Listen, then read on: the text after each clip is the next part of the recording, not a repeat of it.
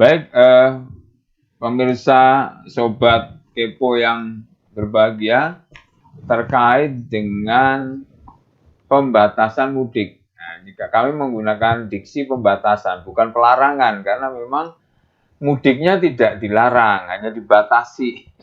Hanya dibatasi, jadi ada wilayah Semarang, Kendal, Semarang, Ungaran, Demak, itu boleh gitu ya, Soloraya boleh, Barlingmas, Cakep boleh, jadi pembatasan gitu.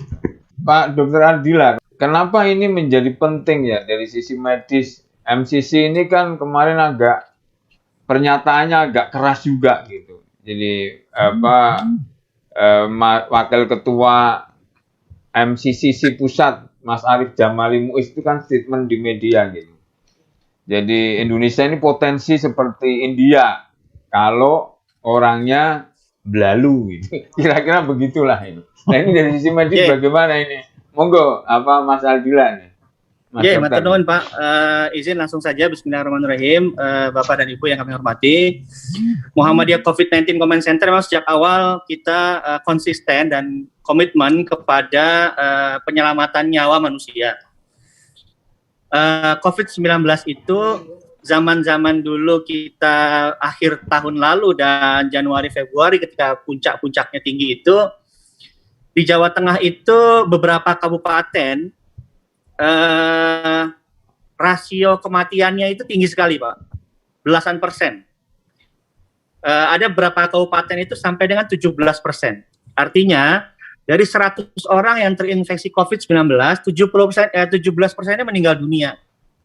Nah ini kan angka yang sebetulnya sangat mengkhawatirkan untuk sebuah penyakit yang akut ya, dan kemudian mudah sekali menyebar atau menular. Sehingga ini concern Muhammadiyah COVID-19 Command Center akan hal itu, maka kemudian kami memang sejak awal mendukung untuk pemerintah melarang adanya kegiatan mudik atau membatasi gerakan manusia atau masyarakat untuk melakukan kegiatan mudik. Mungkin itu kalau gambaran secara umum kaitan dengan mengapa ini penting, karena tadi COVID ini mematikan. 17%-nya itu meninggal dunia ketika pas lagi tinggi-tingginya. Walaupun kalau angka rata-rata keseluruhan dari awal sampai akhir sih sekitar 3% ya, tidak setinggi itu. Tetapi ketika kasusnya tinggi, memuncak, artinya rumah sakit juga kewalahan, tenaga medis kewalahan, ventilator terbatas. Nah itulah titik-titik di mana critical care kita menjadi terbatas. Oleh karenanya supaya itu tidak terjadi atau bahkan naudzubillah tidak terjadi seperti di mana itu India, nah kita harus kuat di pencegahan. Maka kami sangat mendukung dengan kuat kebijakan pemerintah untuk peniadaan mudik pada musim Lebaran kali ini. Begitu Pak. Mas Dokter ini selama 1 tahun lebih ya MCCC mendampingi masyarakat, berbantu masyarakat. Yang paling berduka tentunya kan selain tenaga kedokteran kita, tenaga medis kita, para medis kita juga sebagian meninggal ya karena COVID gitu. Ada pengalaman yang menurut Pak Dokter sendiri kayaknya Mas Dokter juga kena juga kan, pernah kena juga kan? Saya alhamdulillah enggak, belum ya? Belum. Kalau yang lain-lain pada Mas Umam ya, Mas Umam ya, Mas. Itu ketua MCCC Jateng. Ya itu kena juga ya. Betul. Kalau saya udah bolak-balik kena ini. Oh gitu. Ya. Tapi alhamdulillah lah, sembuh lagi gitu, sehat, negatif gitu ya. Gitu. Nah ini monggo nih Pak Mas Dokter, yang paling sulit gitu. Sulit menghadapi masyarakat yang model apa, Mas? Iya, kalau paling sulit secara pengalaman di pelayanan kesehatan itu tentu menghadapi masyarakat yang tidak setuju atau menolak didiagnosis suspek COVID-19. Itu bahkan rumah sakit kami itu Muhammadiyah sangat bekerja sama dengan intensif dengan aparat kepolisian, karena tidak sedikit yang kemudian ngamuk-ngamuk di rumah sakit, menolak dirawat, itu sangat terjadi, dan kemudian bahkan ada keributan kecil juga terjadi. Sehingga rumah sakit kami, IGD kami itu selalu punya kontak center Polres setempat, Ibu. Jadi kami terima kasih sekali atas dukungan Polri dalam hal ini. Namun berkaitan dengan mudik ini, kami ingin sedikit menyampaikan sebuah pesan penting, Pak Hafid, mungkin mohon izin. Kita itu sudah lebih dari 1 tahun pandemi, sudah ada banyak titik jenuh publik masyarakat, yang mana titik jenuh ini berdampak kepada habit masyarakat. Sebagai contoh, tahun lalu itu kita tidak ada, sedikit kalaupun ada, klaster tarawih. Sekarang sudah ada beberapa titik klaster tarawih. Karena orang sudah mulai jenuh, sudah mulai mungkin abai, dan mulai longgar. Nah ini khawatirnya kalau kemudian mudik ini dilonggarkan, memang kami khawatir akan terjadi seperti di India. Sehingga kami mendukung hal ini kepada pemerintah agar supaya tidak terjadi mudik besar-besaran, karena ini punya dampak signifikan kepada penurunan COVID-19. Terlebih lagi masyarakat sudah mulai jenuh. Ini yang kita perlu concernkan. Yang berbahaya itu adalah ketika masyarakat sudah acuh tak acuh, sudah jenuh, dan sudah dan tanda kutip menyepelekan. Mungkin itu, Pak. Oke. Jadi menghadapi kejenuhan gitu ya. Kejenuhan orang gitu. Ini ternyata yang paling sulit gitu ya. Betul. Nah, kemudian dari aparat gimana itu, Bu? Kalau udah jenuh, aparatnya jenuh, kemudian gimana? Kalau bisa kira-kira gitu. Untuk menghibur dirinya bagaimana ini? Iya. Karena aparat ini kan serba sulit juga gitu kan.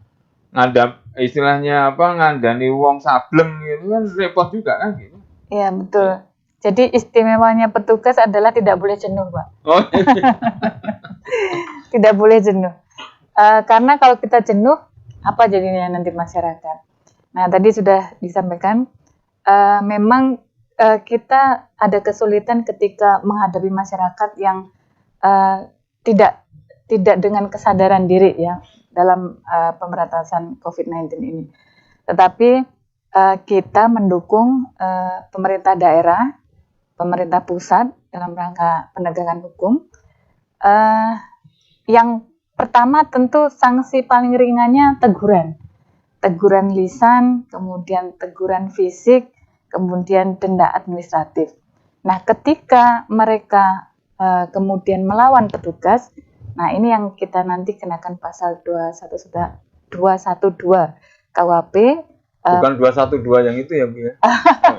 Biro sableng gitu ya, Pak ya. Jadi tindakan melawan petugas, seperti itu.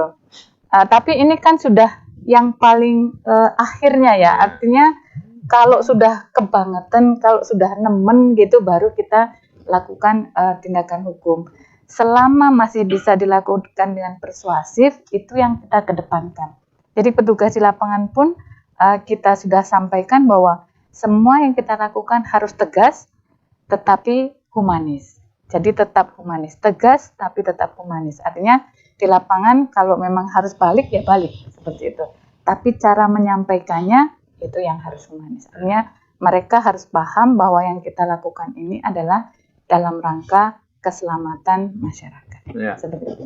Jadi kalau di kaidah usul fikih itu saya pernah ingat Pak Tafsir pernah ngajari saya itu, jadi gini, menghindari kemadharatan itu harus diutamakan daripada mengambil manfaat. Itulah, itu kira-kira kan sama pendekatan yang tadi disampaikan oleh Mas Dokter tadi. Jadi mudik, pembatasan bukan pelarangan. Batasan mudik ini kalau istilahnya Pak Gubernur tadi kan mudik lewat daring. Ya gitu. Artinya tidak melarang gitu, cuman membatasi dengan cara-cara sesuai prokes gitu kan. Nah, ini tadi disampaikan, menarik yang disampaikan oleh Mas Dokter gitu. Muncul klaster baru tarawih. Yang tahun lalu itu kecil, sekarang meningkat gitu. Apa itu juga faktor karena kejenuhan, udah jenuh ya, mungkin dulu sudah nggak boleh tarawih bareng, sekarang tarawihnya digas begitu, misalnya kemudian muncul gitu. Itu di kabupaten mana aja itu, Mas Dokter? Data yang banyak masuk saat ini itu masih di DIY, Pak. Oh, di DIY. Karena kita ada kebetulan MCC pusatnya kan Jakarta dan DIY. Kita tangkap beberapa data dari DIY dan lalu kita berikan pendampingan. Namun yang menjadi penyebab itu boleh dibilang ilustrasinya ini ya, apa namanya? Kita kan setiap manusia punya mekanisme untuk adaptasi. Iya. Mestinya kita itu adaptasi positifnya itu adalah adaptasi dengan kebiasaan baru. Kemana-mana pakai masker, kemana-mana cuci tangan, ya new habit begitu. Tetapi ini adaptasinya dengan rasa takut. Jadi yang terjadi adaptasi malah rasa takut. Dulu kasus COVID paling per hari berapa? Hitungan jari. Tapi betapa mencekamnya kita. Dulu mencekam itu kan kondisi yang sangat khawatir dengan orang baru, ketemu dengan orang baru sebagai kita khawatir. Tapi ketika kasus COVID-nya per hari itu sudah 1.000, yang lebih banyak dibanding kasus dulu sebulan, itu sekarang kita sudah lebih lebih santai. Jadi ini adaptasinya menurut kami kurang tepat. Mestinya adaptasinya lebih kepada perilaku yang berubah menjadi lebih hati-hati. Ini sekarang adaptasinya malah rasa takutnya lebih adaptif, jadi tidak terlalu takut gitu. Nah, sehingga sekarang tidak jarang kita lihat di masjid-masjid, mohon maaf, itu saf itu sudah tidak lagi berjarak, bahkan nggak pakai masker. Oke lah, jaraknya mungkin kurang dari 1 meter nggak apa-apa deh, tapi maskernya itu penting sekali. Karena kontak erat itu, kategori kontak erat kurang dari 1 meter, ya, kemudian tanpa APD yang memadai, ya, 15 menit. Gitu. Nah, kalau kemudian sholat berkali-kali begitu kan, mungkin sholat adalah cuma 5 menit ya, 7 menit dengan zikirnya dan sebagainya, itu nanti lama-lama kan kontak eratnya akan banyak sekali. Sehingga itu yang memang kita concernkan, kita khawatirkan. Mungkin begitu, Pak. Oke. Jadi sebenarnya yang paling penting itu adalah kan pensikapan new habit-nya itu ya. Yang tadinya biasanya katakanlah nggak habis pergi nggak ganti pakaian, ya sekarang harus ganti pakaian. Yang biasanya mau masuk rumah nggak cuci tangan, ya cuci tangan kan gitu kan. Intinya kan pembiasaan kebaikan baru yang harus kita lakukan gitu ya, Mas Dokter gitu ya. Dan ini berlangsung lama, Pak. Artinya kita pasti akan menggunakan masker itu tidak hanya di tahun 2021 ini saja. Mungkin akan berlanjut ke 2022. Meskipun kita belum bisa prediksi kapan ini berakhir, tapi pandemi itu tidak ada yang kurang dari 2 tahun. Berarti kayak di Taiwan itu ya. Taiwan dulu kena SARS-CoV-1 gitu ya. Bahkan meninggalnya sampai ribuan. Kemudian ada new habit gitu. Nah, makanya Taiwan sekarang minim sekali karena masyarakatnya dimanapun tempat sudah terbiasa pakai masker gitu kan. Sudah aware. Di tempat-tempat umum juga ada tempat cuci pakai sabun gitu kan. Ini kan sesuatu yang perlu gitu ya. Betul. Jangan sampai lengah, judulnya jangan sampai lengah judulnya. Betul. Jangan sampai lengah, betul. Oke, berarti tadi yang paling di Jogja ya. Ya, data yang kami sudah dapat yang agak banyak ini di DIY. Ya. Sudah ada pendampingan dari MCC pusat untuk kita bantu masjidnya supaya bisa menerapkan prokes lebih baik lagi. Ya. Semoga Jawa Tengah enggak lah ya. Jogja ini kan hanya 5 kabupaten kota, Jawa Tengah 35 kabupaten kota ya Pak Dokter. Walau kita kena lebih ngeri kita ini.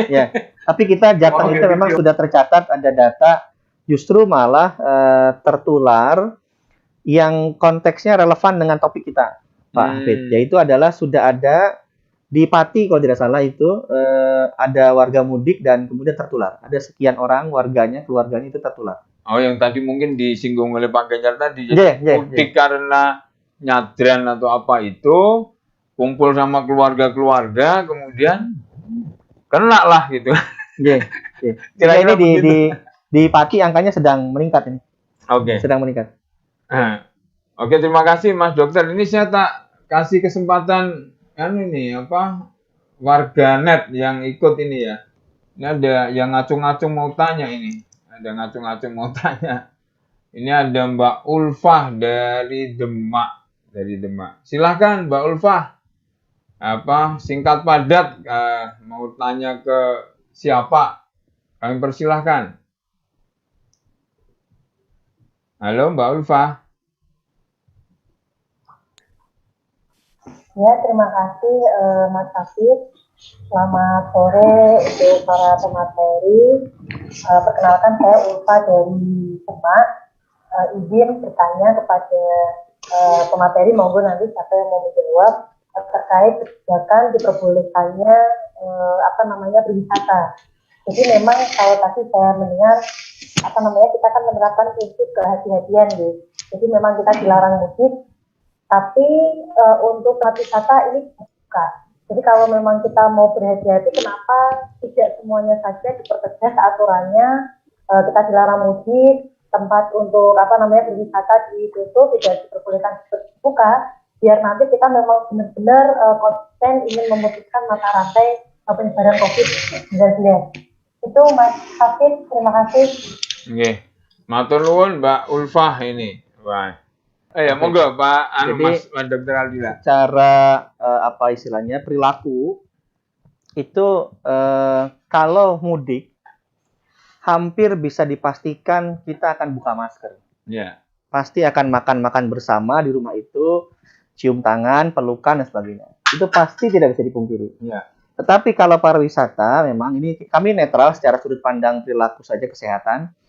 Kalau pariwisata itu orang cenderung ya dengan kelompok-kelompoknya saja. Artinya kalau dia berangkat dengan anak dan istrinya ya hanya anak dan istrinya saja. Artinya tidak kemudian dengan mudah berbaur dengan yang lain tanpa masker dan sebagainya. Jadi perilaku ini yang kemudian juga perlu kita pertimbangkan bahwa memang secara penularan lebih bisa dimitigasi penularan itu di pariwisata dibanding dengan kegiatan mudik. Sebagaimana yang tadi kami jelaskan, kalau mudik itu hampir bisa dipastikan kita akan buka masker, kita akan makan-makan bersama, kita akan peluk-pelukan, bahkan tangis-tangisan dan sebagainya, yang kemudian itu menjadi media yang sangat baik buat COVID-19 untuk menulari orang lain. Tetapi dengan pariwisata cenderung berbeda, kita akan lebih kepada kelompok-kelompok kita masing-masing, sehingga tidak bersinggungan dengan orang-orang baru yang tidak pernah kita temui. Mungkin begitu, Pak. Ya. Jadi kata kuncinya kesadaran.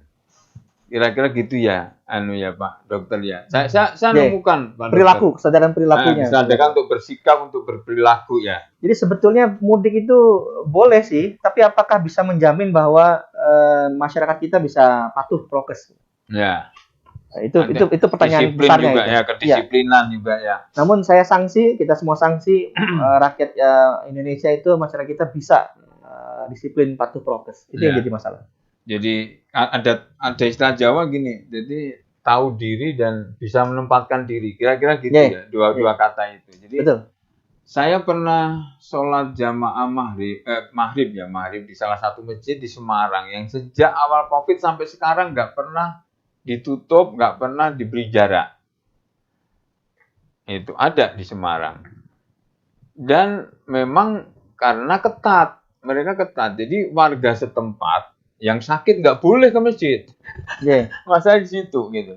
Kemudian warga di luar kampung itu yang di masjid itu sholatnya harus di saf terakhir, saf belakang gitu. Termasuk saya waktu itu kaget saya. Bapak bukan orang sini ya? Silakan safnya belakang gitu. Gitu. Itu bagus. Safnya belakang harus pakai masker gitu. Tapi kalau warga dia sendiri yang sehat dan sebagainya nggak pakai masker nggak apa-apa gitu. Dan ternyata itu adalah bisa menyelamatkan gitu. Itu luar biasa. Jadi kata kuncinya pada disiplin, sikap untuk ikut handar beni gitu ya. Terhadap orang lain gitu. Betul. Dan pahalanya besar, Pak.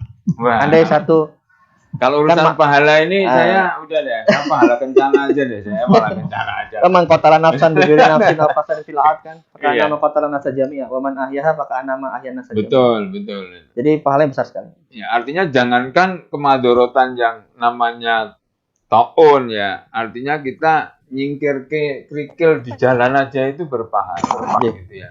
Itu kan seperti itu. Ya. Ini ada lagi yang mau tanya ini. Ada lagi tanya dari Dari Jam'iyah Dekepo Rohimakumullah ini. Ini ada yang mau tanya. Ya, silahkan ini Mas Agus Hasan ini dari Kebumen ini. Oh iya. Kayaknya kangen sama Pak Tafsir ini mau tanya apa ini. Pak Tafsir mudik enggak gitu ya. Oh iya, suruh mudik ini. Monggo Mas Agus Hasan. Ini orang LHKP, ini KPU kan.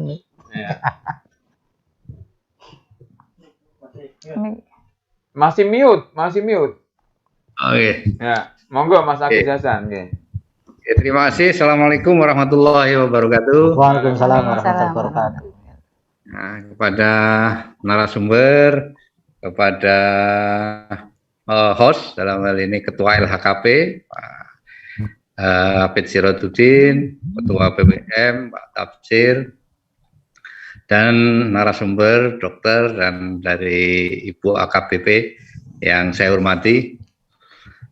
Menarik nih, saya gayeng melihatnya karena memang terkait COVID ini beberapa perbedaan sikap di lingkungan kita itu memang banyak, terutama di Kebumen. Kemarin terakhir rombongan mudik itu 2 bis ada, Bu. Jadi rombongan mudik mendahului tanggal larangan gitu. Akhirnya Kebumen dijemput, itu masuk Kebumen dan kemudian dilakukan swab di daerah Karangsambung. Nah, tentunya tidak di daerah Peniron, itu daerahnya Pak Tafsir. Tapi ini di Karangsambung dan kemudian dilakukan swab di puskesmas. Nah, melihat fenomena itu memang kemudian seperti adanya kucing-kucingan, keinginan untuk tetap melaksanakan ritual mudik begitu, tetapi di sisi lain sebenarnya mereka melanggar anjuran dan membawa potensi ada pembentukan klaster baru, misalnya mereka ternyata membawa virus carrier misalnya begitu. Nah, di Persyarikatan Muhammadiyah sebenarnya kan punya peran penting nih sebenarnya untuk bisa mengedukasi masyarakat. Nah, tetapi PR-nya terutama di bulan Ramadan ini memang beberapa masjid Muhammadiyah sendiri pun ada yang beda pendapat begitu.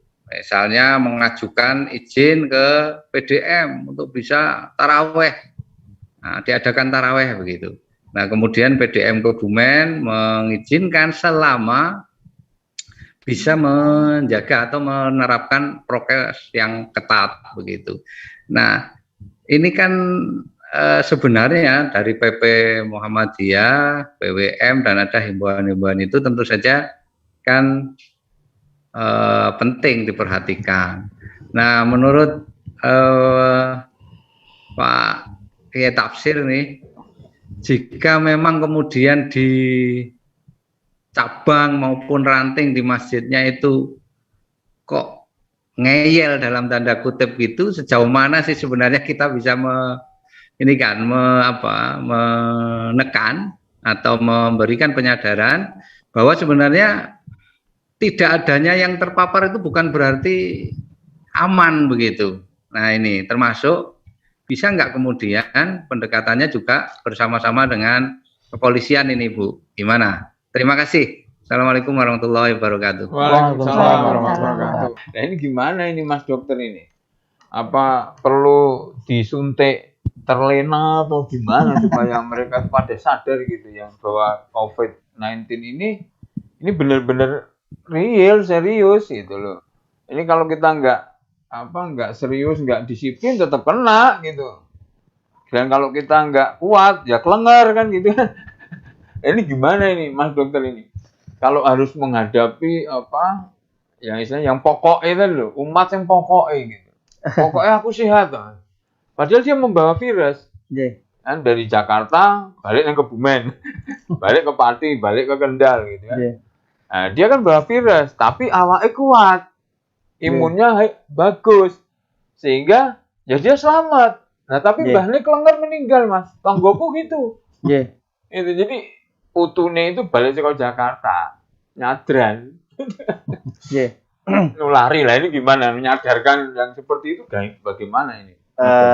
Memang bukan hal yang mudah ya Pak, kaitan hal itu, tetapi pada kesempatan kali ini barangkali saya perlu menyampaikan bahwa rujukan kita kan Al-Quran Al-Karim ya.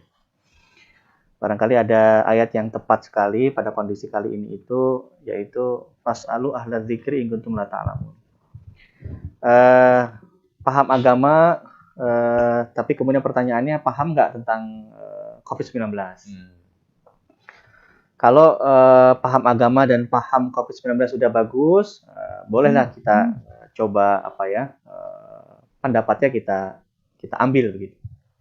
Tetapi bila mana paham agama saja, tetapi kemudian pemahaman tentang COVID-19 tidak memadai, itu kami lebih menghimbau untuk berhati-hati dan kemudian pandangannya terkait dengan prokes, terkait dengan penanggulangan COVID-19 itu lebih baik tanya kepada ahli fikrinya. Gitu. Siapa dalam hal ini? Tentu ada dokter, ada perawat atau tenaga kesehatan lainnya atau mungkin satgas tempat dan sebagainya. Agar supaya kita punya peran dan fungsi sesuai dengan kotaknya masing-masing begitu. Tidak kemudian mungkin barangkali ada ustadz begitu ya, atau mungkin pemuka agama, atau mungkin dianggap paham agama atau dianggap mubalik begitu. Tapi kemudian menyampaikan sebuah pesan yang kontradiksi dengan apa yang seharusnya dilakukan di era pandemi begitu. Nah, ini kami barangkali pada kesempatan yang baik ini yang bisa kami sampaikan hanyalah kemudian ada tanggung jawab ya yang harus kita pikul dari apa yang kita sampaikan. Nah, oleh karena itu bila memang belum memahami secara komprehensif terkait dengan sesuatu, serahkanlah kepada ahlinya. Mungkin pada sisi ini itu yang bisa kami sampaikan dan memang agak sulit tentu.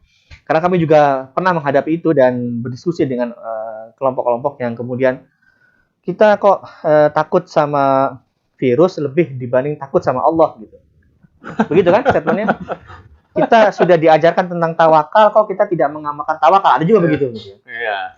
Nah ini kan repot kalau sudah punya itu mindsetnya ya dalam bahasa psikologi kedokteran itu namanya mental block ya. Itu susah tuh. Dia mental block, jadi agak sulit memang. Kalau saya istilahnya jumut milenial dong. Jumut ada milenial. Memang strategi komunikasi pendekatan kepada orang yang mental block itu, tetapi harus intensif ya. Ada waktu yang cukup, intens begitu. Kita bisa masuk pelan-pelan, tetapi kan seringkali ini isu yang beredarnya mungkin diskusinya debatnya bahkan di grup WA antar japri dan sebagainya itu nggak bisa memadai lah, media itu nggak memadai untuk kita bisa masuk kepada orang yang punya mental block itu. Sehingga dalam hal ini kalau kita ahlinya oke kita bicara karena COVID-19 ini harus juga dilihat dari perspektif kesehatan, perspektif kedokteran, seperti apa dia virusnya, menyebarnya, bahayanya, dampaknya dan sebagainya. Ini gitu. Termasuk juga kaitan dengan kesehatan masyarakat, pandemi itu seperti apa dampaknya. Pandemi itu dampaknya masif, merusak semua tatanan, dia tuh bagai tsunami, semua akan berubah, terdampak. Bisa jadi banyak orang yang jatuh miskin gara-gara pandemi, bukan hanya meninggal saja. Jadi banyak orang yang tadinya mampu, jadi kemudian jadi tidak mampu gara-gara di PHK. Jadi kemudian orang yang tadi punya penghasilan jadi tidak punya penghasilan, dan itu semua salah satu kontributornya, mohon maaf kami ungkap, adalah paradigma-paradigma yang seperti tadi itu. Yang nggak apa-apa ini pokoknya kita tawakal, bismillah, kita aman, sehat dan sebagainya. Mungkin saat itu ya, tapi di saat yang lain mungkin tidak seberuntung itu. Mungkin itu Pak. Ya. Oke, terima kasih Mas Dokter. Ini untuk closing statement dari Bu Londia. Kami minta closing statement apa yang perlu disampaikan oleh polisi Jawa Tengah kepada masyarakat ya, terutama yang terkait dengan mudik ini. Ya tadi ya yang disampaikan di ketika ke Pak Tafsir tadi, ada satu kampung, ada daerah yang sudah tradisinya mudiknya wobis. Itu orang musiji gitu, loro telu gitu. Di Kendal juga ada, yang seperti itu ada. Hampir semua kabupaten kota di Jawa Tengah ada itu seperti itu. Ini yang terakhir Mas Dokter ini, saya baca virus COVID-19 sekarang sudah bermutasi genetik, tidak hanya 2, 3, 5 strain, tapi sudah puluhan bahkan ratusan strain ada strainnya. Saya nggak tahu substrainnya sudah seberapa, tapi faktanya itu. Tapi yang jelas bahwa vaksin itu adalah salah satu ikhtiar kan begitu. Ya. Nah, salah satu ikhtiar. Kalau masalah efektivitasnya ya tidak ada vaksin 100%. Itu nggak ada. Ya. Itu nggak ada. Ya, kadang saya juga heran sendiri Mas Dokter Nyun Sewu. Kemarin sebelum ada COVID-19, orang mau berangkat haji, orang mau berangkat umroh, ada vaksin meningitis yang meneng bae ya dilakoni ya ta. Begitu sekarang ono vaksin apa? COVID-19 do rame gitu loh. Kan repot juga kita ini. Nah, tapi nanti kalau pemerintah Saudi misalnya Indonesia jamaahnya boleh masuk tapi harus vaksin, nah itu mungkin ya dilakoni juga. Jadi akhirnya kan pendapat paham keagamaannya kan jadi jumud milenial tadi yang saya sering katakan. Terjebak itulah. Monggo ini apa Mas Dokter sekaligus ini imbauan untuk warga apa Jawa Tengah dan terutama warga Muhammadiyah karena panjenengan yang ada di MCCC dan apa ada di garis depan di MPKU. Gitu. Monggo Mas Dokter. Baik, makasih Pak. Pertama tentu acara ini kan tidak hanya punya skup Jateng ya Pak. Juga mungkin disimak juga oleh di luar Jateng yang mau mudik juga ke Jateng barangkali ya dari Jakarta dan sebagainya. Pertimbangan penting pertama itu adalah COVID-19 itu nyata, Bapak dan Ibu. Ini bukan konspirasi, ini bukan hoax, nyata adanya ya. Kami di rumah sakit itu menyaksikan betul real ada virus ini, ada penyakit ini gitu ya. Bahkan sejawat-sejawat dokter, perawat, kami pun tenaga kesehatan lain dan karyawan juga ada juga yang terinfeksi COVID-19. Jadi ini betul-betul nyata. Karena ini menjadi sebuah hal yang nyata dan real adanya di depan mata kita, maka tentu kita harus sama-sama memiliki kesadaran yang sama bahwa ini adalah musuh kita bersama. Ini adalah peperangan kita bersama. Tadi sudah disampaikan oleh Ibu Rondiah bahwa pihak kepolisian tidak bisa berjuang sendiri. Sama, kami juga tenaga kesehatan tidak bisa berjuang sendiri, Bapak Ibu. Membutuhkan perjuangan, pengorbanan kita semua sebagai sebuah bangsa. Sehingga di akhir sesi kali ini kami ingin menyampaikan, andai Bapak Ibu, dahulu itu Rasulullah SAW itu berperang dengan menghunuskan pedang untuk membela agama Islam. Para kakek nenek moyang kita, beliau mengusung bambu runcing untuk melawan penjajah Belanda. Nah, inilah saatnya kita mengambil peran bagi saudara-saudari kita, bagi bangsa kita, dengan peran kita masing-masing. Jadi andai peran kita itu dengan tidak mudik, maka lakukanlah. Andai peran yang bisa kita lakukan itu dengan menerapkan protokol kesehatan yang ketat, maka lakukanlah. Andai dilakukan dengan berdiam diri di rumah, tidak kemana-mana, sholat id di rumah, maka lakukanlah.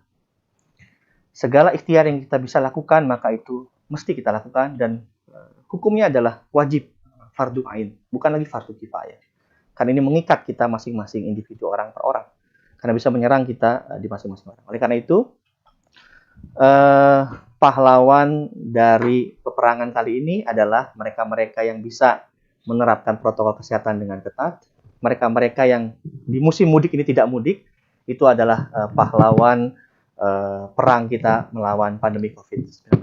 Semoga Bapak dan Ibu, kita semua bisa mengambil peran menjadi pahlawan bagi diri, keluarga, dan masyarakat di sekitar kita masing-masing. Amin ya rabbal alamin. Assalamualaikum warahmatullahi wabarakatuh. Waalaikumsalam warahmatullahi wabarakatuh. Matur nuwun Mas Dokter, Pak Tafsir, Bu Siti Rondiah, juga Pak Gubernur Jawa Tengah Pak Ganjar Pranowo. Kita sudah sampai pada ujung diskusi kita Kepo untuk edisi Ramadan ini. Nanti kita akan libur 2 minggu karena kru-krunya ini nggak mudik, dia cuma pulang kampung gitu kan. Karena pulang kampung Bu, kan masih boleh karena itu Mas Habib itu orang Weleri, jadi kan masih boleh gitu. Ke Semarang, Weleri, ke Demak kan masih boleh. Gitu. Jadi 2 minggu kita off, nanti di Kepo akan hadir lagi setelah mudik udah nggak dilarang, udah nggak dibatasi gitu ya, dibatasi. Pemirsa, sahabat Kepo, rahimakumullah, kita sering mendengar kata jihad. Jihad dalam perspektif etimologis adalah artinya bersungguh-sungguh. Maka mari kita tegakkan prokes untuk melawan COVID-19. Kita ngeposke rasa, menahan diri gitu ya, supaya tidak melakukan mudik dan melakukan kegiatan yang merugikan sanak keluarga maupun masyarakat. Mari kita bismillah, kita niati perang melawan COVID-19 ini sebagai jihad fisabilillah, sebagai langkah sungguh-sungguh kita, khususnya warga Muhammadiyah, untuk menghadirkan Islam yang rahmatan lil alamin, khususnya di Indonesia dan bagi kemanusiaan universal. Terima kasih, saya Kafiz Rotuddin, host pada sore hari ini. Salam, selamat menjalankan ibadah puasa, semoga kita akan menyelesaikan puasa sampai nanti 1 Syawal, kita akan tetap sehat, tidak kena COVID, aman, nyaman, tanpa mudik ke tempat masing-masing, kita cukup mudik secara virtual. Nun wal qalam yasturun, assalamualaikum warahmatullahi wabarakatuh. Waalaikumsalam.